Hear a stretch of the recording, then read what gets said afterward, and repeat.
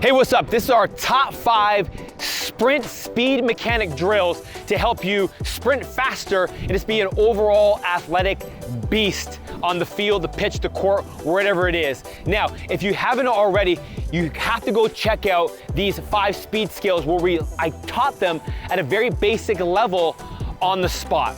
This can help you with your overall balance, stability, full body control, hip strength, and overall coordination and ability to develop these tasks at a very high level. So as we do this now, it's a little bit more advanced because we're gonna be traveling through them. So the first one is just gonna be our marches. And just like in the first video, we wanna make sure that we're in great posture, great alignment, and we're striking the foot back down underneath our center of mass, which is underneath our hip, and we're gonna be moving forward. Relax your shoulders, relax your face, and still get into the great postures that I showed you with the shoulders and the arms and with the knee drive. So we're gonna be traveling 10 yards and then walking back, and then you're gonna be taking mental notes in your mind. What do I need to correct? What do I need to make more efficient on the second time around?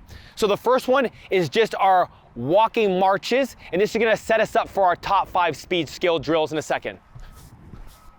So we're cocking that ankle, toe towards the shin. The knee is gonna drive to about hip level, and we're thinking about striking the foot back underneath the hip, staying long and tall, relaxing the shoulders, driving that elbow back. We're gonna really open those arms, pocket to eye socket, and then boom, we're done. So we're gonna walk back, and we're gonna just look over our tasks, what we need to be more efficient on there. A lot of the times, the one thing that I usually often see is that when athletes do this, especially if you're new to sprinting and just learning, is that when you bring this leg up, the knee comes up, but you drop the toe. So you go into what we call plantar flexion. We wanna be in dorsiflexion so we can maintain a good, strong foot contact when it hits the ground, to be stronger, stiffer, to put a little bit more explosive power down to the ground where we're running at higher speeds. Also, we get a little bit of discombobulated with the arms. So we're thinking that sometimes that we don't go all the way through the range of motion, which we do want on here. So don't just have these little small arms, open the shoulders up. So remember, you have that sheet of glass behind you, drive that elbow back, open it up, and you're gonna have a nice gap between your hand and the pocket.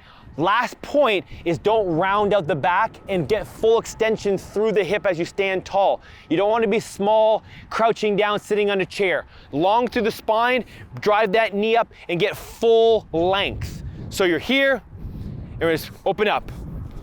Put that foot back down under control. Punch and drive. So I think about pushing down into the ground, punching down, and then pulling that knee back up.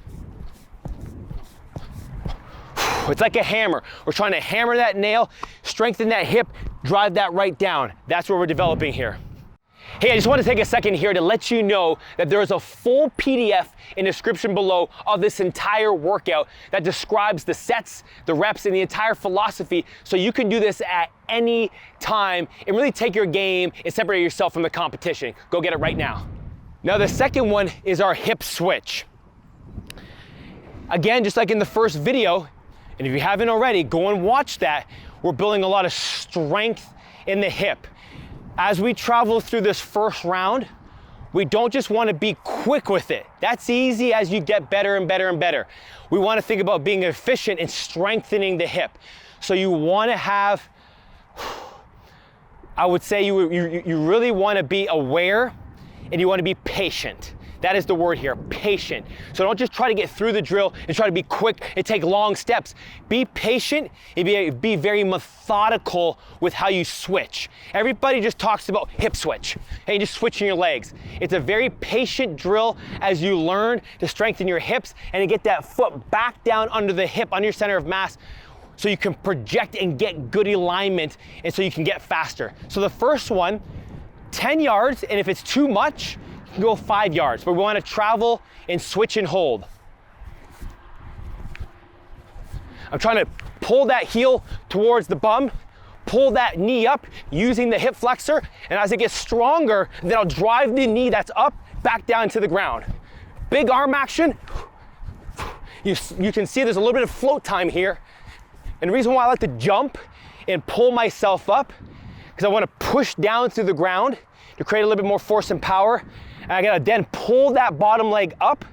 So then it gives me more time to land back underneath me. If somebody does it too quick, sometimes they don't have the strength and the posture to maintain a good core, meaning that they'll strike down quick, but then look at this. Then they have to come back up out of it, where I want you to strike down and maintain those good alignment and posture positions. That's why I like to jump a little bit to teach the athlete, hey, let's push down, let's jump, let's give ourselves a little time in the air so then you can stabilize and get strong. Huge, huge, huge for development. Now, on the second time through, now you can think about the leg that's in the air. How fast can I get it back down to the ground, drive that down through the hip like a hammer, strengthen down, or strike down right underneath my center of mass as I push myself forward, and then pull that other leg up. Again, let's maintain about 1 second of a hold, but as you get a little bit better, then you can make it a little bit quicker. Remember, heel to bum, we don't want to take a long time for that leg to pull through. So we don't want to come here, we want to just strike right up. So we can get that quick reaction and that pullback so you can maintain great speed and alignment, so we can limit a lot of the issues when it comes to hamstrings, keep it all in the glute and into the hip to get stronger and more explosive and faster. So you're here, boom.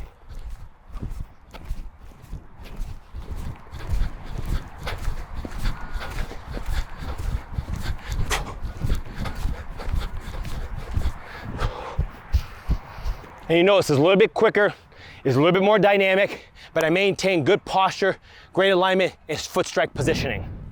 Now, drill number 2 is going to be, well, the first drill was our marches, but that was just a warm up to kind of get us in the proper position. So drill number 1 was our hip switch. Drill number 2 is our triple switch. So this is the 1, 2, 3, hold, 1, 2, 3, hold. So we're here, again, we're thinking about maintaining proper hip height, knee height with our hip. Again, heel to bum and great arm action. So we're here, 1, 2, 3. Now, the one thing that a lot of athletes get wrong is that they reach and cast out in front of them, trying to look for distance out. I'm not trying to just get the drill over with. I'm trying to get as many as I can to maintain great quality and efficiency. Over time, you will get faster and get more distance as the quality and efficiency gets better, and then you move faster forward. Don't just move faster and reach the legs out. Okay, it's gonna cause a hamstring strain. We don't wanna train the body to cast out, act as a brake, and then pull our hamstrings as we actually start running. So we're here, 1, 2, 3, back under the hip. 1, 2, 3, hold. 1, 2, 3. When we hold this position, we're just ingraining that posture and alignment. Notice how the knees always come up and they hit the same position. Beautiful. The knees will always be in line with the hip. Now it's a little bit faster. It's a little bit more dynamic. You're a little bit springier off the balls of your feet because you want to be able to strike down and then quickly react and pull that leg back up. We don't want to spend a lot of time on the ground once we understand. So if you're a more advanced athlete, it's quicker. If you're an athlete that's just beginning, it's gonna be a little bit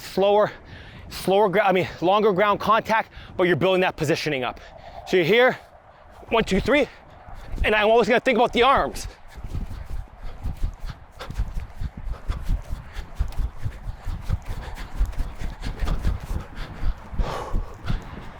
My arms were faster, and the faster my arms worked, the faster my legs could turn over. Drill number 3, which is our triple bounce. So we bounce 3 holds with an isometric hold on the flex leg, bouncing on the extended leg through that ankle. So building a stronger, stable, stronger ankle complex so you can be more explosive. So hold that posture in alignment with the upper body in that knee, and then switch as you go through it. So you're here, 1, 2, 3. Keep that up, slow and controlled, methodical in the first ones, building up that hip strength. And that's it. Now, one thing that often happens, if you're finding yourself leaning back too much, you gotta really keep that core nice and strong. So you're almost thinking rib cage to pelvis. You're not actually crunching, but you're creating some stiffness in the core. Just a little bit, because there's gonna be a little bit of rotation, slightly, and that's just how the body moves. But you don't wanna be leaning back and putting full extension and getting too much on your low back. So again, this one will be a little bit faster as I travel forward. 1, 2, 3. You're gonna notice I'm gonna snap my arms even faster to pull up that leg that's on the ground. 1, 2, 3, pull, pull.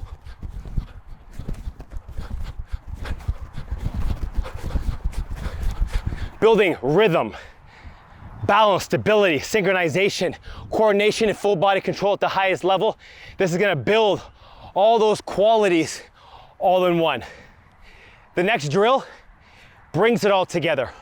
So we're gonna do the second one, which was the triple switch, and that third one, which was a triple bounce, put them together.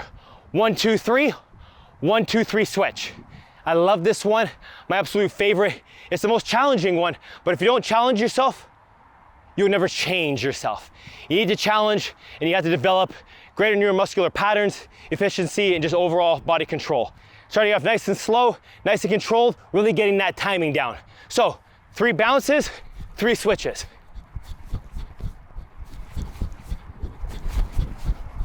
Staying strong, long and tall. Done. I love these drills because not only does it warm you up, but when you first start to complete them, it's such a great strengthening tool for the legs. There's nothing in the weight room that's gonna be able to strengthen the legs like doing these 5 drills over and over and over 2 to 3 days a week. Nothing. You're gonna feel muscles you've never felt before, because this is true athleticism, true expression of our movement. And this is how you build elite level speed, elite level explosivity, and overall athletic dominance at its highest level. By doing the drills that you would be asking yourself to do in the game. And that's move. It has to move at high speeds with great posture and alignment and efficiency. Here we go. Same thing, as you get better, a little bit quicker of that switch. So you're here.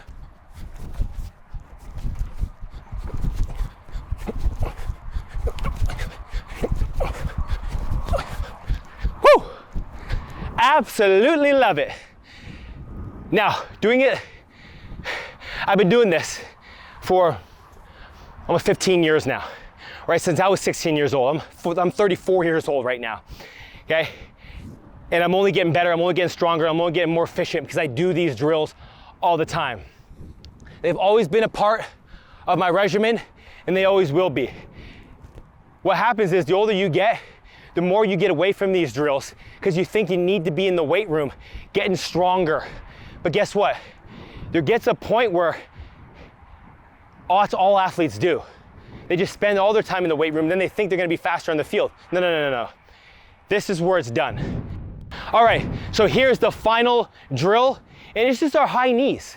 And just like in our first video where we did it on the spot, maintain, create posture and alignment, and we're thinking heel to bum, okay, or heel to hamstring, not knee up, hip back, heel back. We don't want to have that backside mechanics. We want it all in the front, so we're recovering quick and bringing that leg up and down. Very quick, very efficient and methodical. First start off nice and controlled, doesn't have to be fast. I'm thinking 50 to 60% effort, maintaining that good arm drive. So we're here, toe towards the shin, knee coming up, heel to hamstring, staying long and tall, touch and go. And you just notice how efficient that was. I had maintained great posture and alignment. All right, I wasn't sitting down. I had a slight lean over, because the faster you go, you're not just gonna be up like this. You're gonna have a slight lean and tilt in front, just so you can maintain that push drive forward. So slightly lean, just ever so slightly, so you can get into that forefoot. Last one, and we're gonna finish these drills. So a little bit quicker as you start to reach the middle of the 10 yards. So we're here, nice control, then you start to be a little faster, a little quicker, a little bit more dynamic, punching and going, and that's it right there.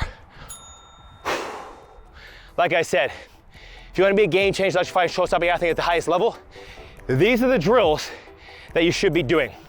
There's nothing here that's overly difficult. It's just things that you can do 2 to 3 days a week to add into your warm-up, so these speed skills become ingrained into your subconscious, into your movement quality, so you get faster and more explosive, and that, I know, is what you want if you want to separate yourself from the competition. Let's get after it. Hey, what's up? You're one of the true 1%ers. You made it to the end of this video. That means you want to be a game-changing, electrifying, show-stopping athlete and separate yourself from the competition. Do me a favor. If you like this video, comment, subscribe, and like it, and share with a friend. That's gonna help us grow. That's gonna help you really evolve, because that means you wanna help somebody else evolve and take their game to that next level. I cannot wait to see you again. Let's keep pushing for greatness together. Let's go.